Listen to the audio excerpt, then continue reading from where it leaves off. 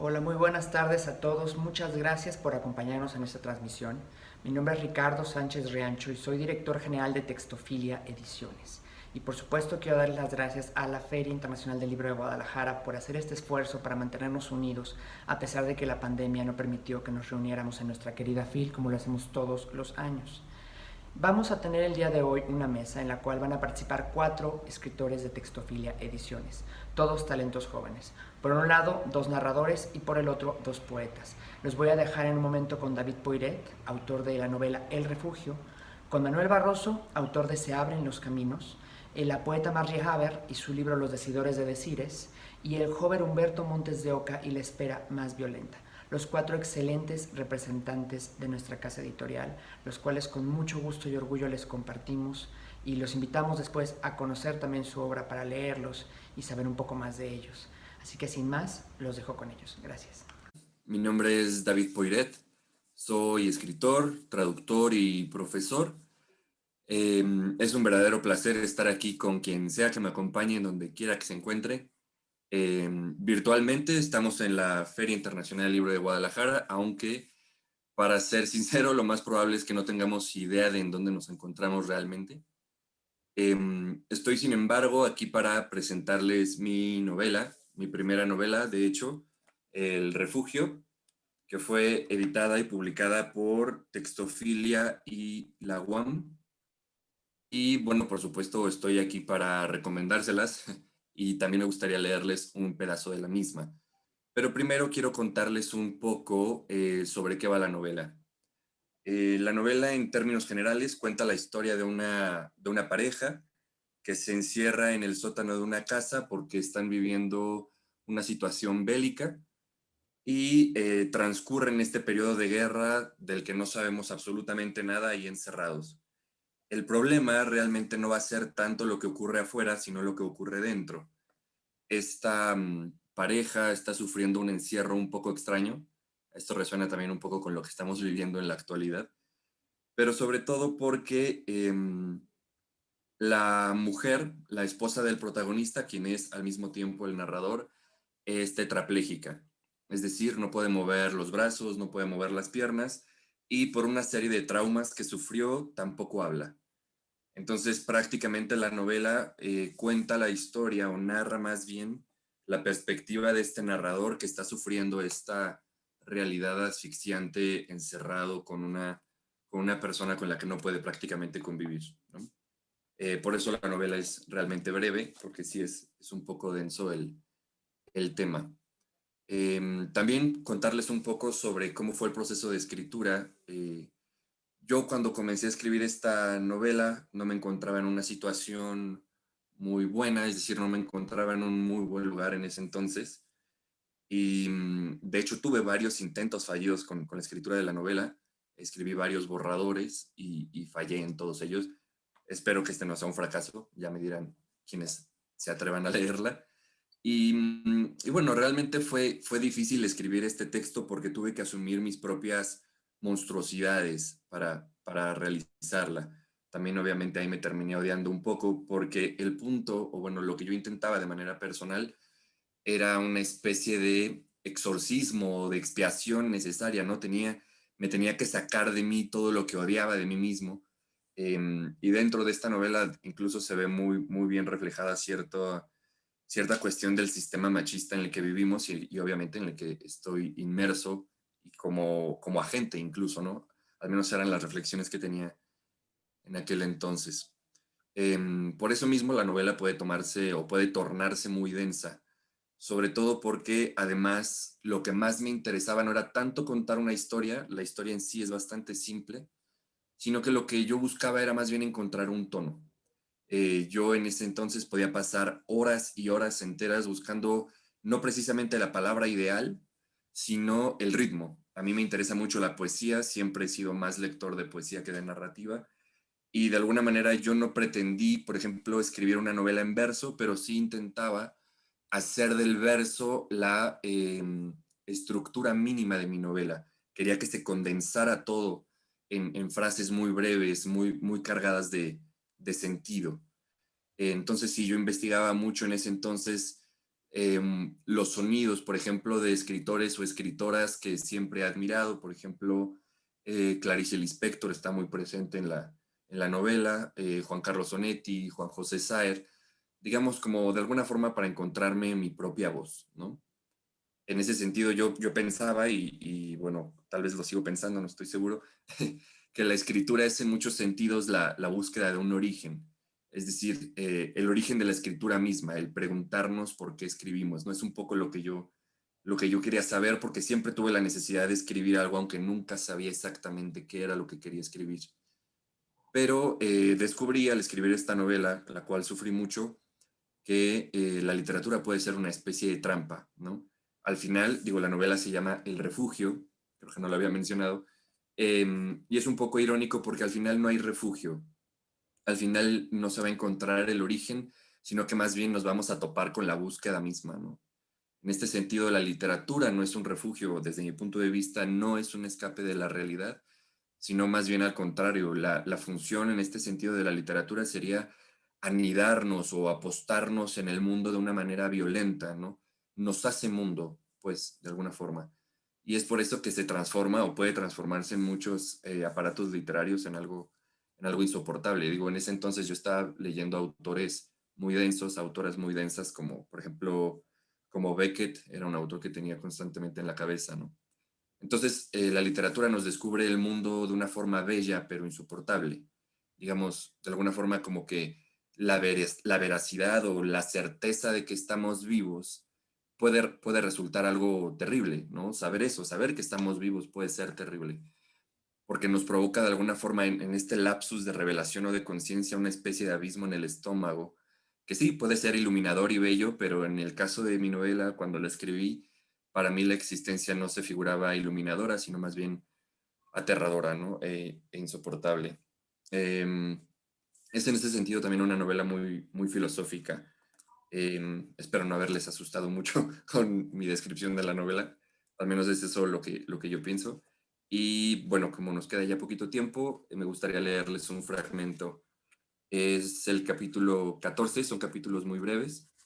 Y dice, refugio. Como tumbada por el peso de sus tripas negras, derrumbada e inmóvil, durmiendo azotada contra el suelo. Me interrumpe su olor y el sonido de su nariz que rezonga, el chasquido de su boca cuando babosea el aire que respira antes de expulsarlo.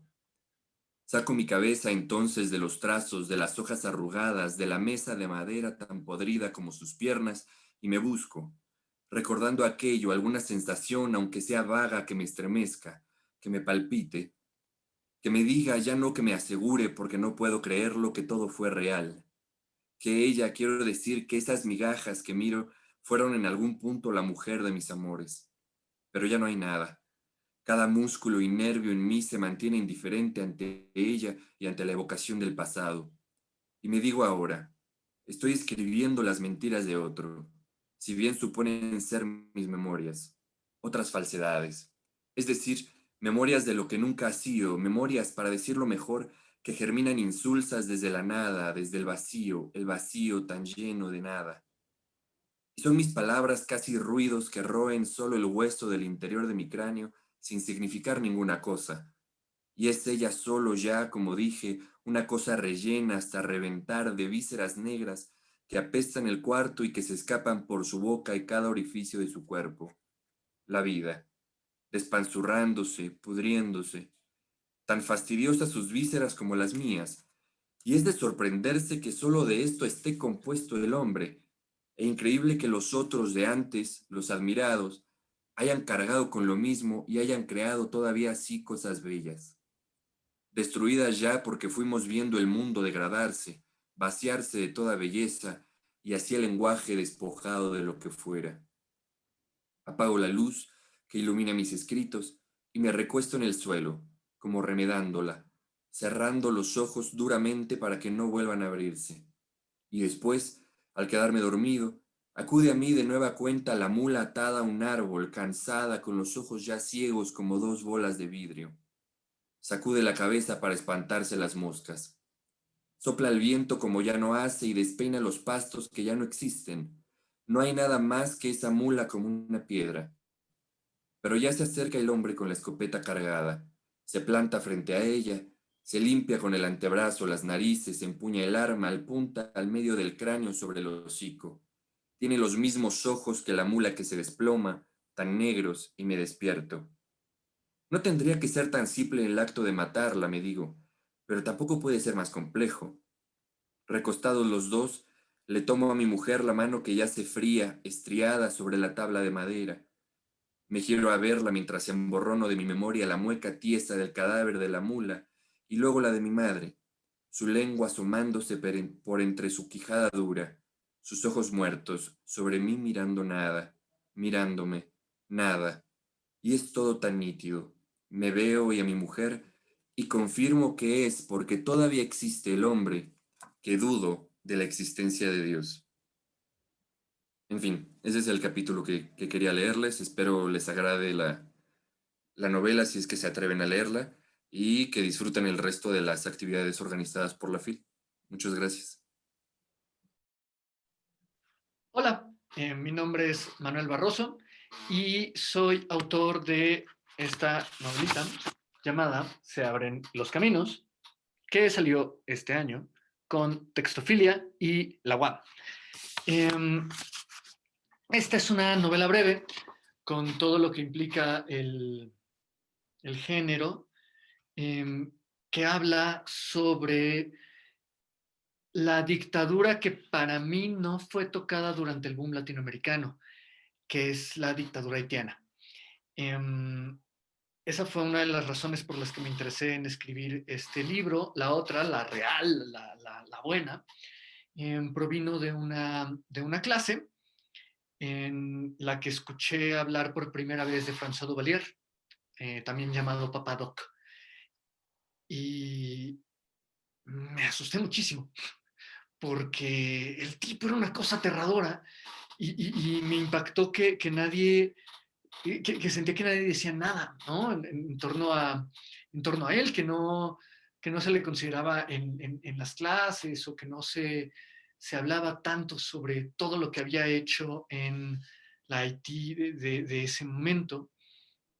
Así que me puse a investigar y de esa investigación salió un cuento y ese cuento se extendió y se amplió y de repente salió la novela que pueden adquirir en el marco de esta feria y en librerías y que me tomó, a pesar de su grosor, son como unas 82 páginas, 70 y tantas páginas, me tomó 10 años de trabajo, de los cuales la sufrí bastante, pero estoy como orgulloso, no sé si del resultado, sino de que del tesón y de la investigación que tomó, que está sintetizada, insisto, en tan breves páginas. Y me gusta que sea así por varias razones. La primera es que la novela originalmente era mucho más larga, ¿no? Tenía muchas más páginas y corté muy buena parte porque sentía que no iba con el tono, con la forma, con el ritmo, ni con la intención que yo tenía, primero para la escritura y después con la cadencia de lectura que quería generar en torno a ella. Y terminó perteneciendo más a un género narrativo que disfruto muchísimo, que es justamente la novela breve, ¿no? Que propicia por cómo está armada, que tú puedas leerla por partes, ¿no? Como en secciones, y también como autor nos permite experimentar con voces, con formas, de manera, de maneras que en un cuento serían inoperantes o que no jalarían tanto. Y que en una novela, si la llevas a 200 páginas, la neta es que cansa, ¿no? Pensemos, por ejemplo, en El coronel no tiene quien le escriba, y si tú te aguantas ese flete en 200 páginas, lo único que vas a querer hacer es mentar madres y aventar a García Márquez lejos de ti. Sin embargo, en la cantidad de páginas que tiene El coronel no tiene quien le escriba es perfecta, ¿no? Y, y lo que quería hacer era una escritura que se acercara a eso, ¿no? que me permitiera experimentar con voces, con formas, con procesos, visualmente, con la página, y que también propiciara que el lector tuviera ritmos diferentes de lectura, que de repente pareciera que estaba escuchando a personas diferentes, hablando de la misma cosa y en el mismo territorio. Porque justo lo que ocurre en la novela es que escuchas a tres voces diferentes, ¿no? El primero es un chico, miembro de la GNIT, que es este grupo de chavitos, ¿no? Chavitos, llámese desde 17 hasta 27, 28 años, 25 años, que intentó derrocar a François Duvalier y viajó de Estados Unidos regresando a Haití con esa intención, ¿no? La primera parte es la voz de este chico, la segunda es un anciano que llega con estas personas y les comenta el terror en el que está parado actualmente Haití, ¿no?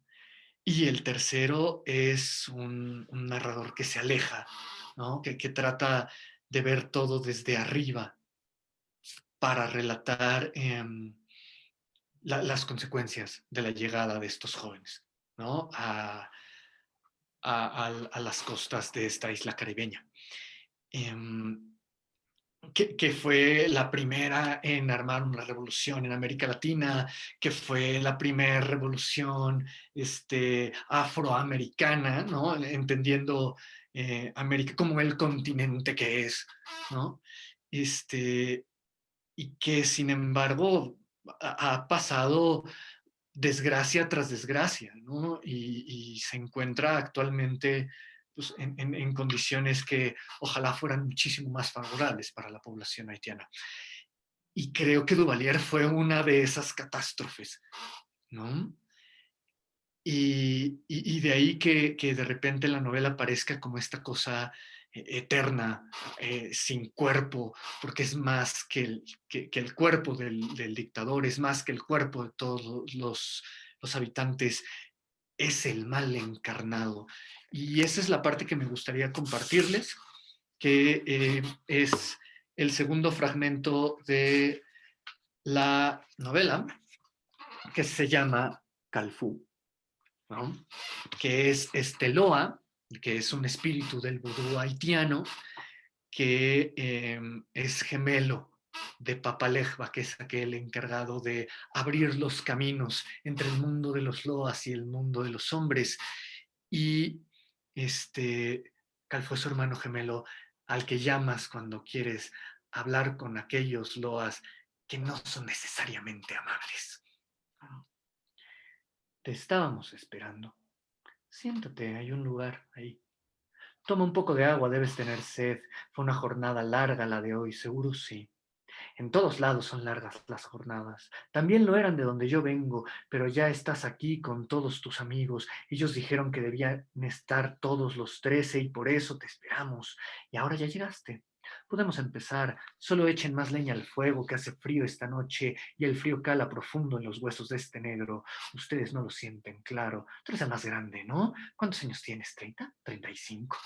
Son jóvenes aún fuertes. Yo no, yo ya no. Mis mejores tiempos han pasado. Los años me pesan en los hombros y los caminos en las piernas. Tengo tantas arrugas como dolores en el cuerpo, pero he escuchado muchas cosas y he visto muchas cosas, cosas buenas, cosas malas y las cosas que me trajeron hasta acá desde el asilo. Desde allá llegué ayer, desde allá vengo huyendo, del asilo que ya no existe más. Se los dejo por ahora. Margie Haber Mustri. Tengo 30 años, nací el 29 de noviembre del 89 en la Ciudad de México. También soy de origen judía, soy mexicana y judía. Y estoy aquí en la Feria del Libro de Guadalajara 2020 para presentar mi libro publicado por Textofilia, que se publicó en el 2018, hace ya 2 años. Y bueno, igual quiero empezar presentando, hablando de mi proceso. Sería tonto decir que el proceso de mi libro, porque en realidad es como mi proceso en general de escritura. Y mi proceso de escritura, bueno, este es un libro de poemas. Y mi forma de hacer poesía tiene que ver con seguir y, digamos, seguir de cerca una inquietud o varias inquietudes que me circundan y dejarlas fluir, hacer ejercicios con ello. Mi principal inquietud siempre es el lenguaje, entonces me veo haciendo como juegos con palabras. Si me gusta una palabra voy repitiéndola, voy jugando con ella y voy jugando con la psique que hay alrededor de ella. Mentiría si digo que mi proceso tiene que ver con aislarme en una montaña o irme a un lugar recóndito a escribir, a encerrarme y solamente dedicarme a escribir. La verdad es que escribo, de pronto si estoy en el tráfico y quiero escribir algo, lo escribo. Ya sé que está muy mal, pero de pronto sucede, probándome ropa, en la mesa, en una conversación, tomando una clase. A veces sí estoy solamente escribiendo ya, pero no es algo que ocupe un tiempo en específico, sino que fluye con el resto de mi vida. Igual y es un proceso que yo creo que el proceso del habla en mí está desde niña, esa inquietud por el lenguaje, por cómo suenan las palabras, por lo divertido que son las palabras, o qué chistosa es esta palabra cuando tú la dices o cuando este otro la dice. Entonces, creo que mi inquietud está desde, incluso me atrevería a decir que desde antes que aprende a escribir o a leer. Y lo único que hago es fluir con ciertas inquietudes, digamos, y generar ejercicios poéticos. Bueno, de hecho por eso hago poesía y a lo mejor no novela, a lo mejor no podría sostener una historia completa porque voy de a momentos, de a fragmentos, escribo un rato, lo dejo, o sea, no es algo como que yo me siente y lo haga durante mucho tiempo. Eh, y bueno, el proceso en este libro en realidad yo diría que es una continuación del proceso que hice en un primer libro. Mi primer libro que publiqué solita se llama Y nunca fui tan alma como cuando cuerpo. Está aquí, se los muestro. Está publicado por Plaza y Valdés.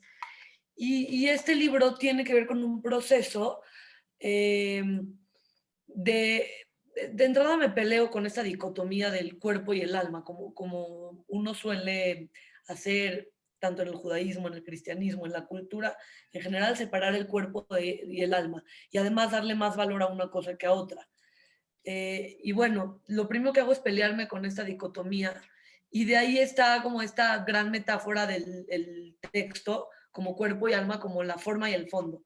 Entonces, pues lo primero que hago, mi primera inquietud con este libro es ese proceso, y de ahí empiezo como a trabajar el cuerpo en su fragmento, en su falla, partes del cuerpo, el cuerpo y la escritura, el cuerpo poético. Y bueno, entonces ya en mi primer libro yo estoy haciendo esto. Les voy a acercar mi libro. Estoy haciendo esto con las palabras, estoy dándoles un acomodo pues, que viene un poco en la vanguardia de que las palabras no tienen, digamos, un cauce normal, sino que van desperdigadas por la hoja y responden ya a una estética visual. Y esto pues me lo jalo de mi primer libro. Y bueno, para mi segundo libro conozco a 3 personas maravillosas que son mis sobrinos, Elías, Jack y Raquel. Y entonces empiezo a interactuar con ellos, pero interactuar con ellos implica interactuar con el habla del niño, con el niño en su habla, el niño siendo en su lenguaje y yo siendo con ellos, jugando con ellos, entendiendo esa lógica, y ellos también además siendo en su cuerpo, corporalizando su lenguaje, y sobre todo, que lo más importante es fallando en el lenguaje, porque siempre parece que el niño es el que falla en el lenguaje. Al niño se le enseña a hablar porque el niño no sabe hablar, al niño se le corrige. El niño además es aquel que dice lo que no tiene que decir en el momento en donde no lo debe de decir, dice verdades que no tiene, es impertinente, siempre rompe el discurso, el niño no pronuncia bien o tiene mala dicción o escribe mal. Entonces, bueno, a partir de esa falla me parece que el niño de pronto se vuelve potente porque el niño da cuenta de la falla en el lenguaje, de esto que es muy vital y muy real, de nosotros siendo torpes con el lenguaje, nuestro cuerpo no coincidiendo, nuestra habla no coincidiendo. Me parece que la poesía tiene esa potencia, porque la poesía a diferencia de igual y otros textos o de otras formas de arte, la poesía no va a buscar comunicar ni moralizar, sino va a buscar regresar el lenguaje al lenguaje. La poesía es aquella que reflexiona sobre el propio lenguaje. En la poesía no hay que comunicar, sino sentir, vibración y demás. Entonces me parece que el niño, sin darse cuenta, tiene esta potencia. Y bueno, en la poesía también se juegan los afectos, y qué más afectos que mi convivencia con mis sobrinos. Ahora, tampoco hay que confundirnos, eso no quiere decir que lo más importante para mi proceso sea mostrarles quién soy, porque a ustedes les importaría quién soy yo. Sí busco un proceso estético de todo eso. Mi poesía sí busca estetizar esto que viene de un primer impulso que es, en este caso, en este libro, el habla, el niño, lo incorrecto, el maldecir. Y bueno, quisiera citar a uno, no lo voy a citar, sino parafrasear a uno de mis autores, que es Mario Montalbetti, este peruano que es poeta y además lingüista y hace una poética y es genial, que además yo conozco, yo leo después de crear mi libro, pero me hace todo el sentido del mundo.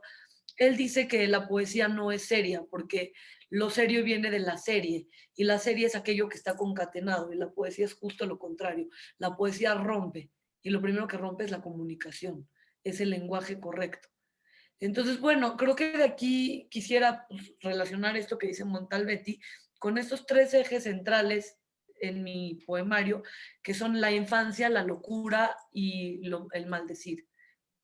Bueno, la poesía, la infancia, la locura y la poesía, porque ya voy a meter el maldecir en la infancia. Me parece que son tres ejes, tres inquietudes. No puedo decir de qué trata mi libro porque no trata de nada, pero sí puedo decir que hay estas inquietudes que tienen que ver con la infancia, el cuerpo, lo mal dicho. Bueno, pues antes de despedirme, no estaría mal compartirles un pequeño poema. Bueno, digo, también mostrarles cómo este poemario responde a este cuerpo ya fracturado. Porque si el habla del niño está fracturada, entonces también visualmente el texto se fractura. Bueno, voy a leer este pequeño poema que se llama Ante la lluvia en la ventana. Diosito está meando, dice Malena, ante la lluvia en la ventana. Ira, dice Malena Trejo de Trejo. Ira como mea. Bueno, quiero cerrar con este poema. Es uno de mis poemas consentidos, igual puede que no sea el más estético, pero viene de un territorio infantil, porque no necesariamente todos mis personajes son infantiles. Malena es mi nana, pero tiene que, pero estos personajes igual y se sitúan en un lugar infantil, en un lugar en donde el habla falla.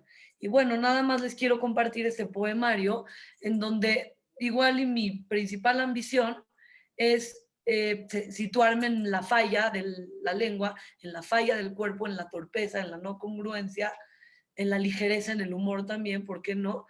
Dar cuenta de ello y encontrar momentos estéticos, encontrar instantes estéticos en donde esto sucede. Pues les doy las gracias, muchas gracias. Espero que lean mi libro, se llama Los Decidores de Decires, publicado por Textofilia. José Humberto Montes de Ocalira, autor del libro La espera más violenta. Mando un saludo a todo aquel que esté mirando. Antes de comenzar, me gustaría agradecer a todos mis maestros que me han guiado de forma directa e indirecta en el mundo literario.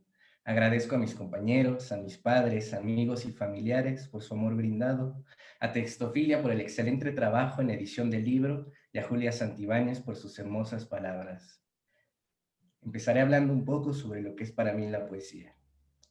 La poesía puede reproducirse en experiencia y creación. Existe sin necesidad del poema.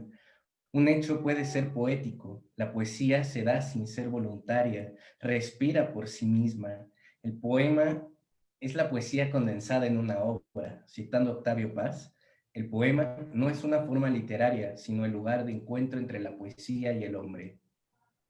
El estilo del poeta concentra las voces de su época y da un lenguaje sonoro con sus contemporáneos, pero la voz propia, la materia de todo poeta, no tiene estilo ni técnica. La voz propia surge desde la creación pura del hombre. Se remite a su memoria, experiencias, sentidos y sensaciones para dar paso a un brote artístico donde el yo se conjuga con la poesía.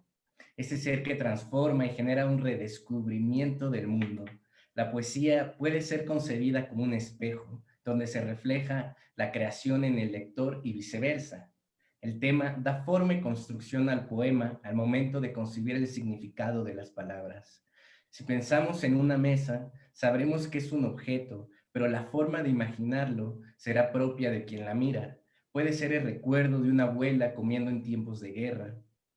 El trabajo del poeta es reescribir el mundo. Un ejemplo podría ser el verso de Lorca: mil panderos de cristal hieren la madrugada. En él se busca dar un giro de tuerca a la imagen de la noche, donde las estrellas adquieren el sonido de un pandero y logran interactuar hiriendo al fondo negro del cielo. Lo bello de la poesía es que carece de objetividad y la interpretación anterior bien pudiera ser otra. La subjetividad que resulta de cada individuo que lee el poema es la esencia del poema. Cada ser humano percibe y siente el mundo distinto. La poesía busca transformar una emoción, una idea, en palabras, con la ayuda del sentir único que prevalece en cada ser humano. Y sobre mi libro La espera más violenta, es un sentimiento explícito. Recorre varios momentos de mi vida, momentos que me han conformado como ser humano. El libro expresa distintos amores: amor a una mujer, repetida en diferentes rostros, pero siempre con la misma voz. En la segunda parte hablan los ojos sorprendidos con los que miro a mis ídolos, a su influencia en mi vida. La tercera parte es la rabia que rodea las injusticias del mundo. Rostros desaparecidos adquieren voz propia y piden justicia. La última parte es un diálogo constante con la muerte. La espera más violenta es la vida mirando de cerca su final. Y sobre mi proceso creativo, creo que la imaginación del poeta es como un perro hambriento por la mañana. La poesía es el apogeo de una lágrima. Mi vida es regida por el verso. Descanso cuando me lo exige. Las ideas se van para crecer y vuelven maduras en forma de realidad. La poesía es un pájaro en mi mano. Es el único Dios que me calma. Es la bestia que alimento y espera para devorarme. Imaginar es sentir. No hay nada más siniestro y bello que la palabra. Dentro de ella todos somos nosotros mismos. Las palabras son los paladares de la cultura.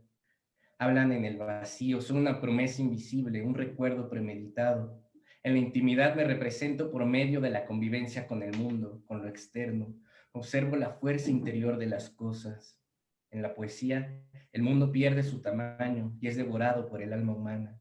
Mi meta en este libro es conversar con la poesía que guarda en los lectores y lograr que salga de su escondite.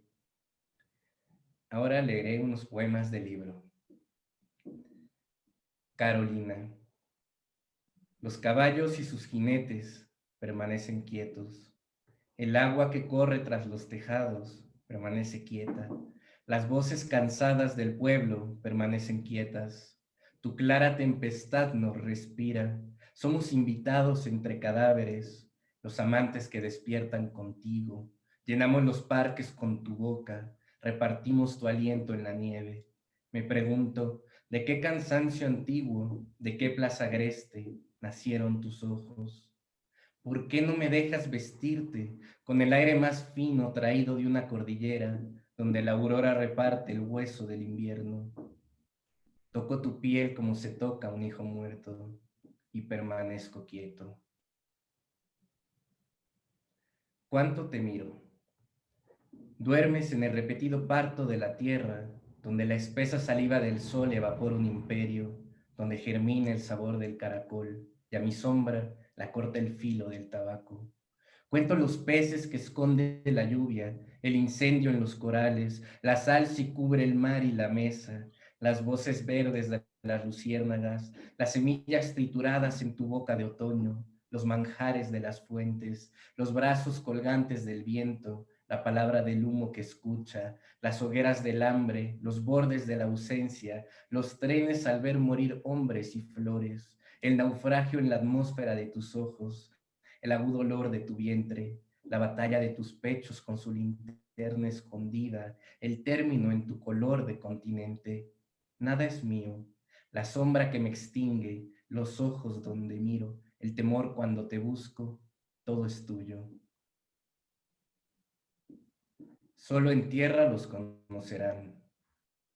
Los perseguidores de la corriente, los autores del mundo, guardan en el bolsillo la muerte de sus padres, el firme murmullo de la vejez, el temor, la construcción de la memoria, las conversaciones con ajenos hijos de la infancia. Conocen el rencor del polvo en el derrumbe de un muerto. Son sobrevivientes de su propia voz, de las piezas faltantes de la palabra, del calzado rígido de las edades. Beben la vergüenza de su propio encuentro, secan sus rostros, recorren conquistas, su corazón recibe el soplo de una niña. Ella pide con un puño abierto, un rebozo de sombras. Se tornan poetas a la espera del verbo oculto en el océano. Tienen la breve sospecha de ignorar cuándo parte el mar de su sitio. Con la cabeza hundida en el cielo, ensayan su postura erguida. Saben el número de gotas demoradas en septiembre, bajo las alas de las aves navío, la cuenta precisa de la mortalidad. Ahora regresan, van en busca de su muerte. Sobre nosotros. Dicen que no dormimos, que comemos sueños con la boca abierta. Nos buscan debajo de la tierra, no nos conocen, creen que somos la razón del tiempo. Nacimos una noche y hemos muerto en el día. Que nos persigan, nos casen, el deseo es mutuo. Jamás olvidaremos las caras reunidas de quienes pronuncian nuestros nombres y nos inventan artimañas mortales. Me retiro a la cena a engullir pesadillas, y si aún tienen dudas, me callo en un grito. Para terminar, leeré un poema que le escribí a mi abuela, la cual ya falleció. Abuela, ¿cuándo se te ocurrió la muerte? Naciste en el punto más bajo del cielo, a un costado de la tierra, a un costado del silencio. Primero brotaron tus párpados, luego un caudal de suaves venas creció bajo la mordida del crepúsculo. Te gustaba contar cómo los brazos del cuchillo devoran, cómo recorriste el invierno con tu lengua. Te llevaste en el último bostezo el malecón de tu infancia, dejaste salir una sonrisa de su crepitante encierro. Se marcharon las sirenas paladeando la noche, escaparon de los precisos recintos de tu boca. Escuchamos tu muerte en el transporte, en las casas. Las flores del pueblo no respetan la lluvia, ni las raíces prendadas a tus pies. Admiran tus manos tejer despedidas. El espejo es mudo, no recuerda. Habitas en el grito blanco del mar. Y bueno, me gustaría volver a agradecer a todas las personas que me han acompañado en el camino de este libro y los invito a leer La espera más violenta. Nos leemos pronto. Hasta luego. Después de estas 4 interesantes intervenciones concluimos. Nuevamente les quiero dar las gracias a todos ustedes por darse el tiempo de acompañarnos aquí a la distancia en esta FIL virtual. Y nuevamente muchas gracias a la Feria Internacional del Libro de Guadalajara, a Marisol Schultz y todos los que hacen posible que nos encontremos, aunque sea en los terrenos virtuales por ahora. Esperando verlos muy pronto, me despido y pasen muy bonita FIL.